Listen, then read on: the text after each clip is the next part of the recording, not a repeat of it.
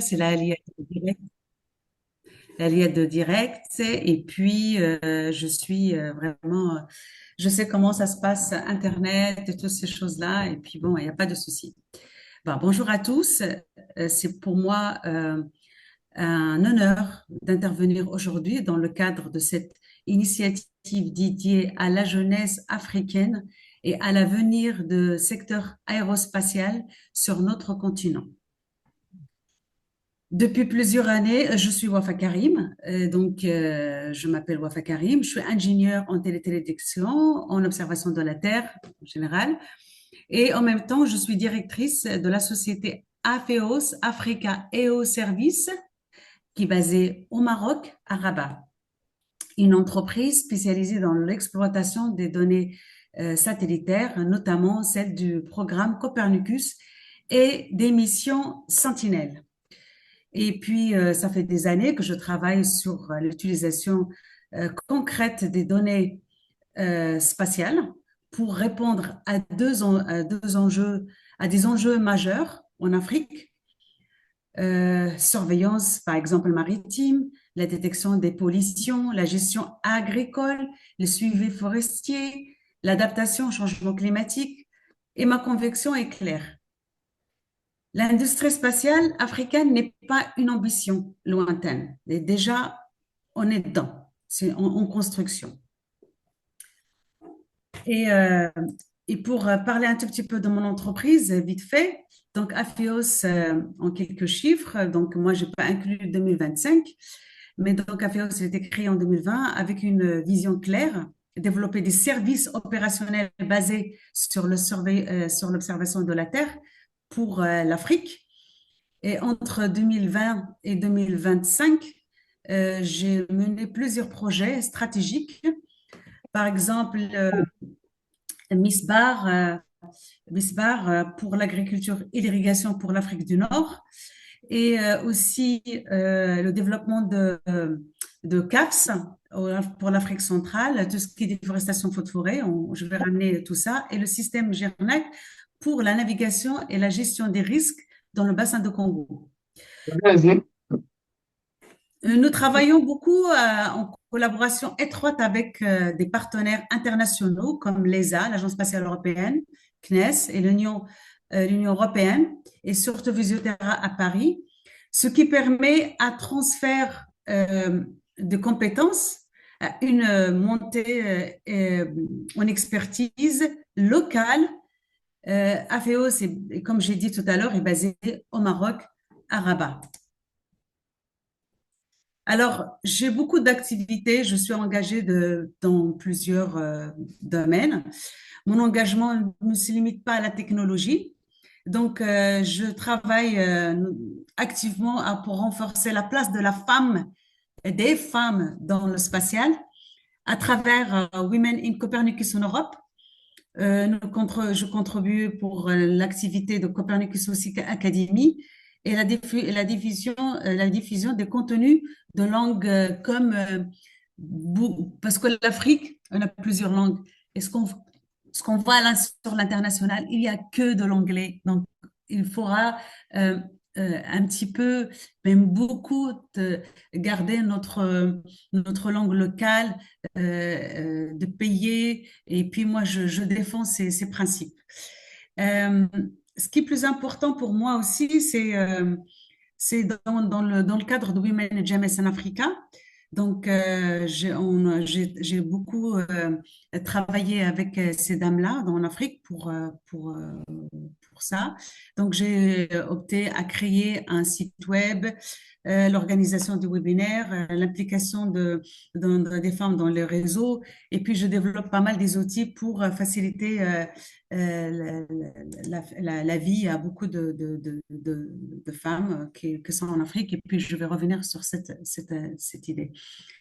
Alors, aussi, pour moi, l'engagement pour le spatial, c'est l'avenir. L'avenir, l'avenir de spatial africaine commence encore plus tôt, pour moi personnellement. Donc, j'interviens beaucoup dans les ateliers. Par exemple, cette image, ce que vous voyez, c'est une des images que j'ai fait cette année, l'année passée, lors de Mass en Afrique, en Côte d'Ivoire. Et je vous invite cette année parce que la Côte d'Ivoire, elle va organiser un grand événement qui s'appelle Aspex, qui est amené par une femme qui s'appelle Alex Kokola. On aura, je passerai tous les messages à Monsieur Jean-Claude Koya de l'organisation de de grand événement spatial qui va être en Côte d'Ivoire le mois de septembre.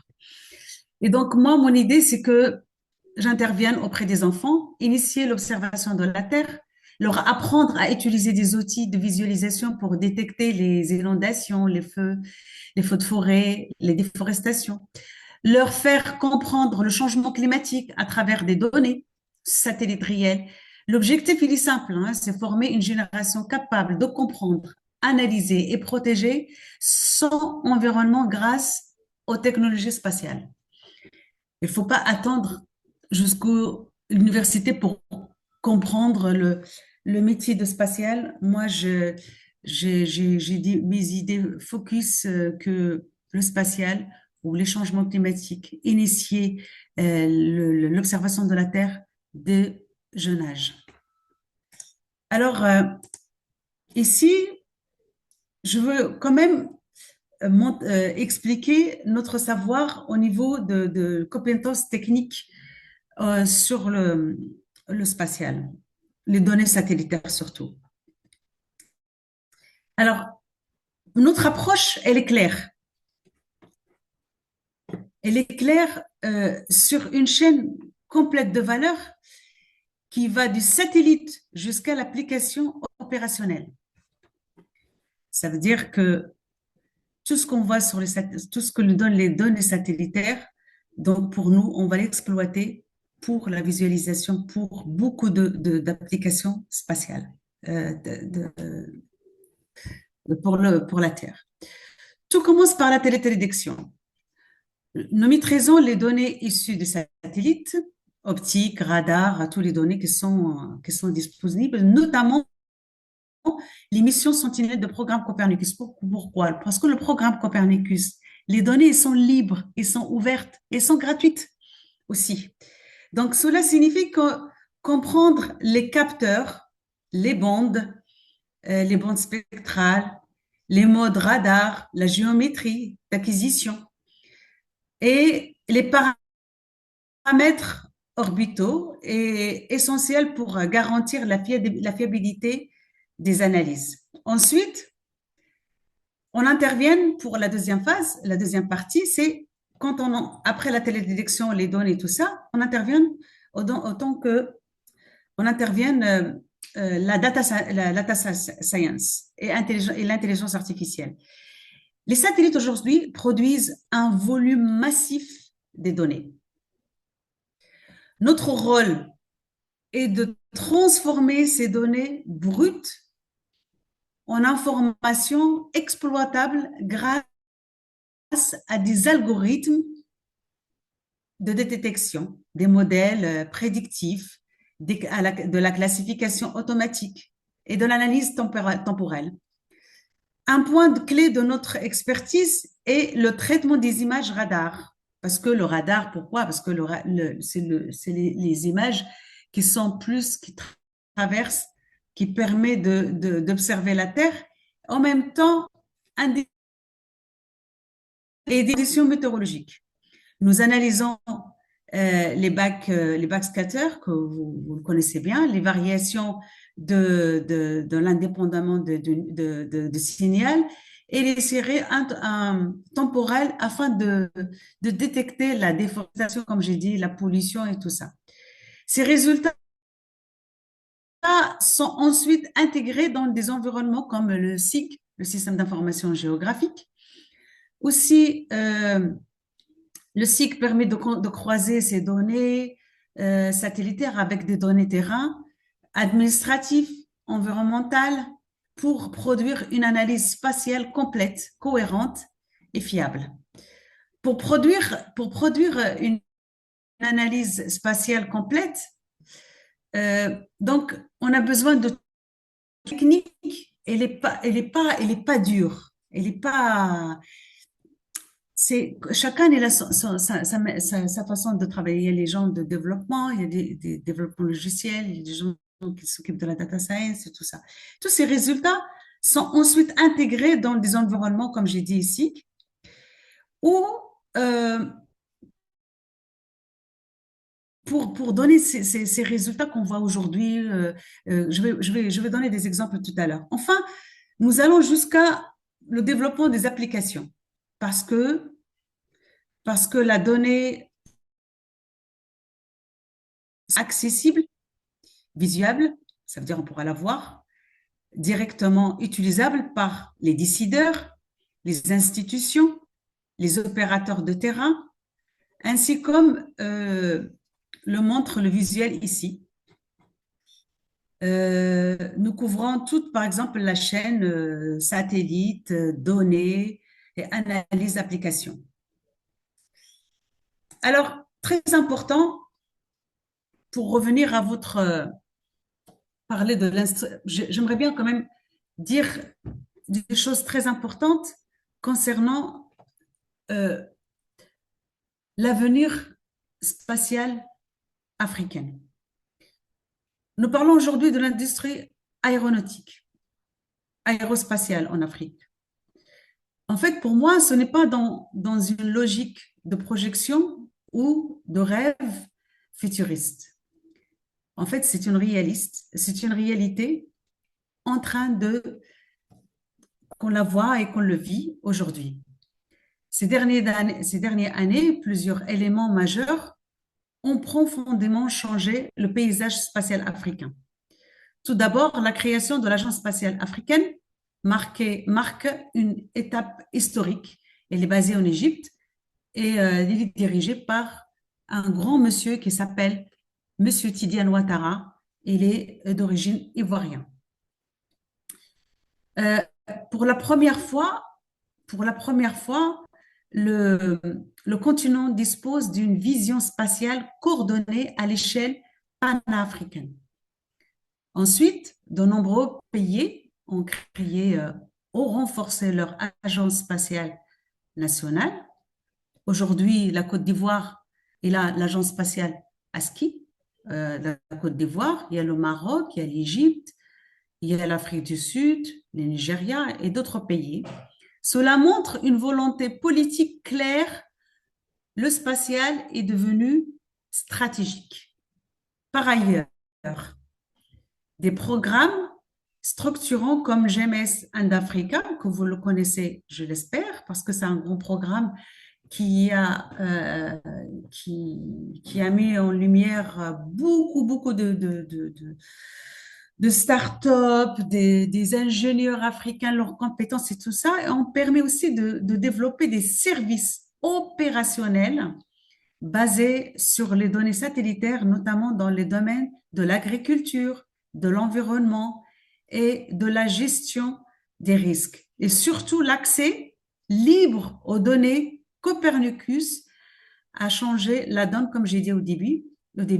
Aujourd'hui, les données Sentinelle sont disponibles gratuitement et cela a démocratisé l'innovation et permet à des startups africaines émerger sans devoir investir dans des infrastructures spatiales coûteuses. Et pour qui est fondamental, pour moi, c'est que le spatial en Afrique euh, n'est plus perçu comme un luxe technologique réservé aux grandes puissances. Il est devenu un outil stratégique stratégique de développement. Concrètement, les satellites servent à améliorer la sécurité alimentaire grâce à l'agriculture de précision, comme j'avais fait pour la plateforme que j'avais mise en place en Afrique du Nord et qui s'appelle MISBAR. Et que grâce à l'agriculture de précision, et j'ai mis ça en Afrique du Nord. Par exemple, surveiller nos espaces maritimes et lutter contre les pollutions, gérer les ressources en eau dans les contextes de stress, le stress hydrique croissant, accompagner l'urbanisation rapide de nos villes et surtout et suivre par exemple l'évolution du climat. Le moteur de cette dynamique n'est pas uniquement technologique, mais il est économique et sociétal.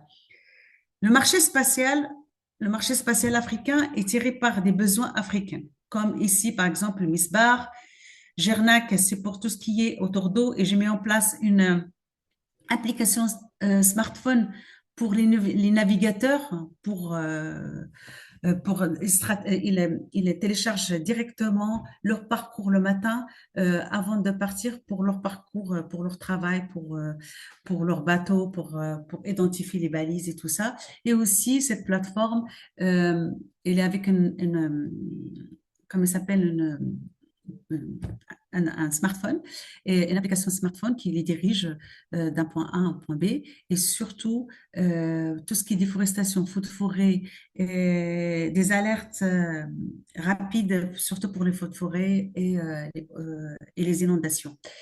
Il y a aussi, j'ai mis dans l'AFEOS, elle a mis aussi dans l'Afrique centrale une application dédiée uniquement pour la déforestation feux de forêt, aussi via une, euh, une application smartphone. Et tout ça, c'est ce que j'avais dit. J'avais mis les géoservices, par exemple, qui aident pour tout ce qui est les bulletins périodiques, mettre l'agriculture de précision.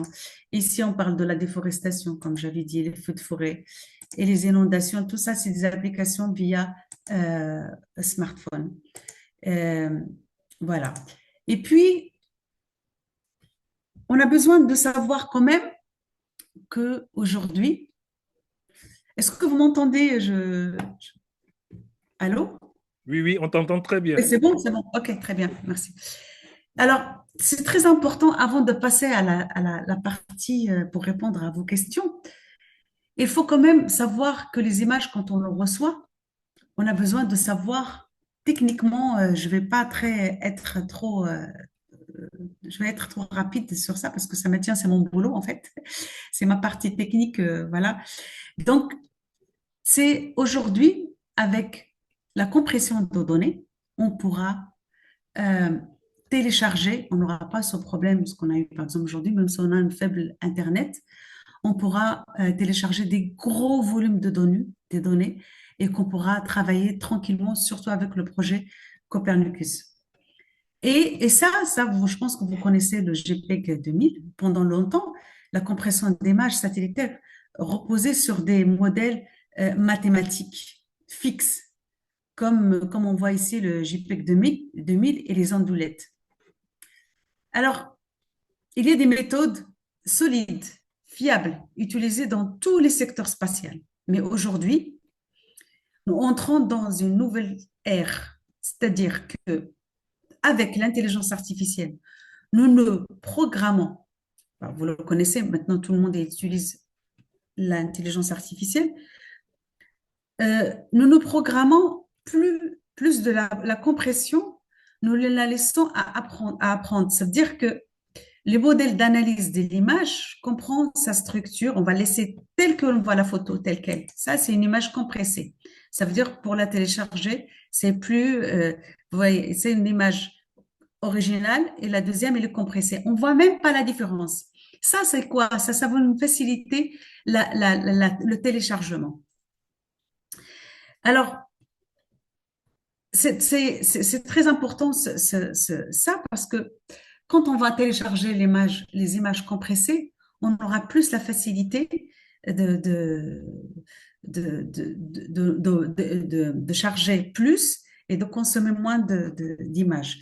Et lorsque il s'applique surtout pour, comme j'ai dit tout à l'heure, pour les données radar, Sentinel-1 et qui traversent les nuages, ces données, sont complexes et bruitées statistiquement. exigeantes sont des données très, très lourdes. C'est un défi immense qu'on a pu réaliser pour avoir une donnée comme celle-là. Elle est compressée. Pourtant, euh, pourtant nous atteignons des rations de compression pouvant aller en conservant la même image.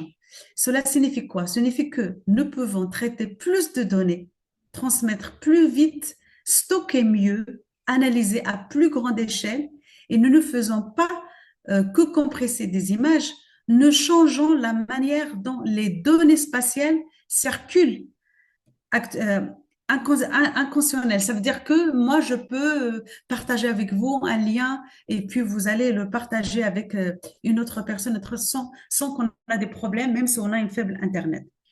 Et dans le spatial, il faut maîtriser tout ça parce que c'est très important de savoir et comprendre ça.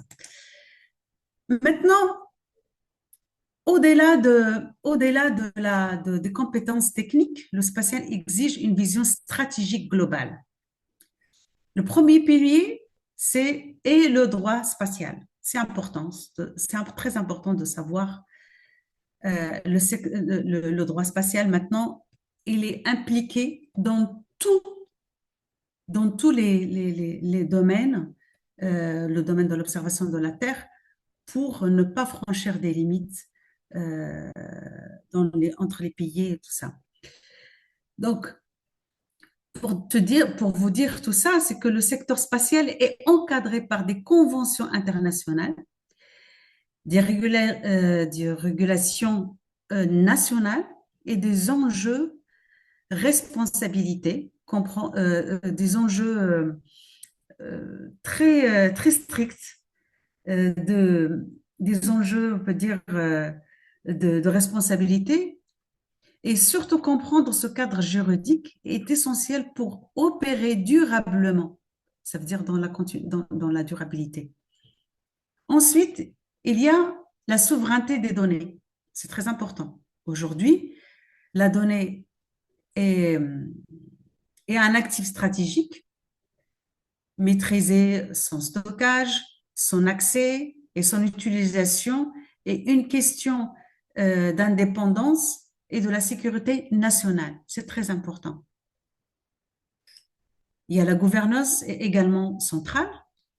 Un écosystème spatial performant repose sur une coordination entre institutions publiques, acteurs privés, universités et agences spatiales. Mais qu'est-ce que je veux dire? Mais le spatial ne vit pas seulement dans les laboratoires ou les institutions. Il repose aussi sur l'entrepreneuriat. Gérer les solutions, transformer la recherche en service opérationnel, répondre aux besoins concrets des territoires. Alors, cela implique aussi le modèle économique. Le modèle économique, aussi, c'est un projet spatial doit être viable, structuré, rentable et durable. Il faut également savoir mobiliser des financements, réussir une levée de fonds, convaincre des investisseurs et des partenaires. Et ensuite, réussir le passage à l'échelle, c'est-à-dire à l'échelle. Et passer d'un prototype à un service opérationnel continental, le message est simple. Le spatial n'est pas uniquement une technologie. C'est un écosystème complet. C'est un écosystème où se rencontrent la science, le droit, l'économie, la gouvernance et l'innovation. Et c'est cette vision intégrée qui permet à l'Afrique de construire une industrie spatiale forte et durable. Alors, moi, quand même, il y a des compétences techniques, on revient toujours sur ça, mais j'aimerais bien parler de l'émergence des startups africaines. Alors, ce que je veux dire là, c'est que, en général, nous assistons aujourd'hui à une dynamique nouvelle. C'est l'objet de votre... Je vais répondre à la question qui m'a posée Jean-Claude. Alors, l'émergence des startups africaines dans le secteur spatial, et pourquoi maintenant? D'abord, grâce aux données ouvertes, c'est ce que j'avais évoqué au début. Les programmes Copernicus ont démocratisé l'accès aux données satellitaires. L'accès n'est pas réservé aux grandes puissances, elle est accessible aux ingénieurs, aux chercheurs, aux entrepreneurs africains, toute l'Afrique. Ensuite, parce que les besoins locaux sont forts et urgents. Il y a l'agriculture, la gestion de l'eau, la surveillance maritime, l'urbanisation, le climat. L'Afrique n'a pas besoin d'une technologie théorique, elle a besoin d'une solution concrète. C'est comme des solutions qu'on a abordées ici, des solutions pour l'agriculture, pour la déforestation, pour les feux de forêt, les inondations, la maritime, tout ce qui est oil spill, les dégazages, les gens qui viennent pour faire le débellastage en Afrique et pour surveiller l'océan et tout ça. Alors, je reviens à mon slide. Alors, comme j'ai dit, l'Afrique n'a pas besoin de technologie théorique. Elle a besoin de solutions concrètes. Le troisième facteur, les incubateurs et accélérateurs. Un écosystème d'accompagnement est en train de structurer euh, permettant aux jeunes entreprises de transformer une idée en produit viable. Enfin, les partenariats internationaux, la coopération entre l'Afrique, l'Europe et d'autres régions permet de le transfert de compétences, l'accès au financement et la montée en expertise. Mais il faut bien comprendre une chose essentielle. La vraie valeur n'est pas le satellite. La vraie valeur, c'est le service construit à partir des données. Le satellite n'est qu'un outil. La valeur se crée lorsque ces données deviennent une application agricole, une alerte environnementale, un outil d'aide à décision. Tout ça, c'est très important. Et je pense pour terminer, je voudrais terminer euh, par un message clair à la jeunesse africaine. On entend souvent dire que l'Afrique est en retard dans le spatial. Je ne partage pas cette vision. L'Afrique n'est pas en retard. Elle est en train d'inventer son propre modèle, un modèle adapté à ses réalités, un modèle fondé sur les services d'innovation locale. Et ensuite, j'aimerais bien qu'on collabore, mettre un système de collaboration, euh, parce que le spatial est un écosystème. Personne ne réussit seul. Université, start-up, institution, il faut qu'on soit solidaires tous. Et je m'arrête là, je pense que voilà. Merci à tous de m'écouter. Si vous avez des questions, n'hésitez pas. Merci beaucoup, Karim. Merci pour cette brillante présentation, vraiment qui touche carrément le sujet. Alors, sur déjà, je vais rapidement poser une déjà question. Je ne sais pas si quelques-uns ont une question ou deux à poser rapidement. Mais sinon, je vais déjà d'entrée de jeu, en attendant que chacun, éventuellement certaines personnes puissent poser des questions. Je Poser vais une arrêter première le partage, comme ça je voyais ma tête. question. D'accord. Est-ce que... non, le partage, il est arrêté? Non, non, non, le partage n'est pas encore arrêté. Ok. Mais normalement, ça devait pouvoir. Si tu as activé ta caméra? Ah là, je vois arrêter le partage. Ah là, c'est bon? Oui, Là, c'est bon? oui, c'est bon. Vous voyez pas le partage? Oui, le partage est parti. Là, maintenant, on te voit. Ok. OK. Donc, la première question que j'aimerais poser en attendant éventuellement qu'il y ait d'autres questions, c'est que, en tout cas, merci beaucoup, Karim Wafa, pour cette brillante présentation. Alors, les stratégies d'adaptation au changement climatique. On sait que cela nécessite la prise de décisions éclairées et une planification à long terme. Pourriez-vous partager, n'est-ce pas, l'approche, n'est-ce pas, de Apheos, qui est votre entreprise, dans le cadre des services pour développer des outils d'évaluation des risques climatiques, mais aussi des systèmes d'aide à la décision qui permettent aux parties prenantes et aux décideurs politiques d'analyser les impacts et de planifier des mesures d'adaptation. Donc, c'est la question que je voudrais vraiment vous poser là. Vous m'avez entendu?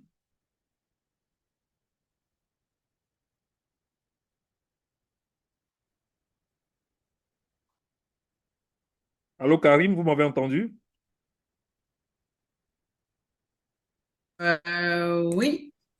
Est-ce que juste, tu pourras juste la dernière partie de ta question? La dernière partie, c'est par rapport aux services que vous développez au niveau d'Archeos, les outils qui sont développés, comment est-ce que ces outils pourraient faciliter la prise de décision au niveau des politiques, mais aussi pour qu'ils puissent planifier des mesures d'adaptation pour, n'est-ce pas, le développement hein, des différents pays. Ah. Bah, par rapport à Phéos, par exemple, Oui, oui, par rapport à Archeos. eh ben, je vais revenir sur la même chose. Grâce aux données satellitaires, les données d'observation de la Terre, notamment de l'émission Sentinelle de programme Copernicus, nous analysons l'évolution des variables climatiques essentielles. Par exemple, mon intervention en Côte d'Ivoire, cette année, en fait, 2025, je ne suis pas encore rentrée dans 2026. Donc, j'ai été invitée pour expliquer le changement climatique et j'ai fait une projection de changement climatique de 1900 jusqu'à 2100. Comment j'ai fait? J'ai j'ai pris le rapport de GIEC et j'ai fait une modélisation de trois variables, tout ce que température de jour, température de nuit et précipitation. Et donc, après, donc, j'ai projeté ça jusqu'à 2100 avec l'intelligence artificielle. Je peux partager avec toi, Jean-Claude, et que tu pourras partager avec le reste des collègues. Et on voit la Côte d'Ivoire 1900 jusqu'à 2100 sur ces trois variables. J'ai pris deux scénarios. Il y a plusieurs scénarios, mais j'ai pris les deux scénarios les plus importants. Si on fait les choses dans l'art, ça veut dire qu'on respecte le changement climatique et tout ça. Comment on va voir la Côte d'Ivoire? Et si on respecte rien, comment on va voir la Côte d'Ivoire? Mais pour répondre à ça aussi, il y a la température, les précipitations, la sécheresse, l'occupation du sol, montée des eaux, la qualité de l'air, ou encore la dynamique côtière. Il faut prendre tout ça. Ces analyses temporelles nous permettent de comprendre les tendances passées et d'identifier les zones les plus vulnérables. Ensuite, on fait la modélisation, c'est comme j'ai expliqué. Mais ce que je vais partager avec vous, c'est ce que j'avais présenté en Côte d'Ivoire cette année. Mais vous voyez comment ça va être. Voilà. Et ensuite, je fais la modélisation. Nous combinons des données satellitaires, les données socio-économiques, des modèles climatiques pour simuler différents scénarios d'évolution à court terme, moyen terme et long terme. Aussi, l'intégration de l'intelligence artificielle, elle permet d'affiner ses projections et d'évaluer l'impact potentiel sur l'agriculture, les infrastructures, l'énergie, l'aménagement urbain. Et enfin, pour aider à décider, je transforme ces analyses en outils opérationnels d'aide à la décision. C'est ce que je vais partager avec vous plus tard, Jean-Claude. Oui. Concrètement, cela signifie de proposer des options d'adaptation, de culture, pour organiser les territoires, euh, l'infrastructure résilience, la gestion optimiser par exemple des ressources, et évaluer les coûts aussi, les bénéfices et les implications à l'échelle nationale et régionale. L'objectif est clair, fournir aux décideurs politiques et aux parties prenantes une vision structurée des risques, des alternatives possibles et surtout des investissements nécessaires. Pour nous, les données n'ont pas de valeur que si elle est claire à l'action. C'est ça. Notre mission est donc de transformer l'observation climatique en stratégie de résilience durable pour les pays africains. Et cette année, je vais aussi participer et je vais partager beaucoup surtout les outils qui vont être dans ce grand événement qui va organiser la Côte d'Ivoire. Je vous invite tous à être là parce qu'il y aura beaucoup d'entreprises internationales, nationales, régionales Karim, oui, je vais juste envoyer un lien dans le groupe et à toi pour peut-être continuer la petite discussion légèrement avant que cette session ne coupe. d'accord. J'envoie maintenant Donc, dans le chat aux uns aux autres.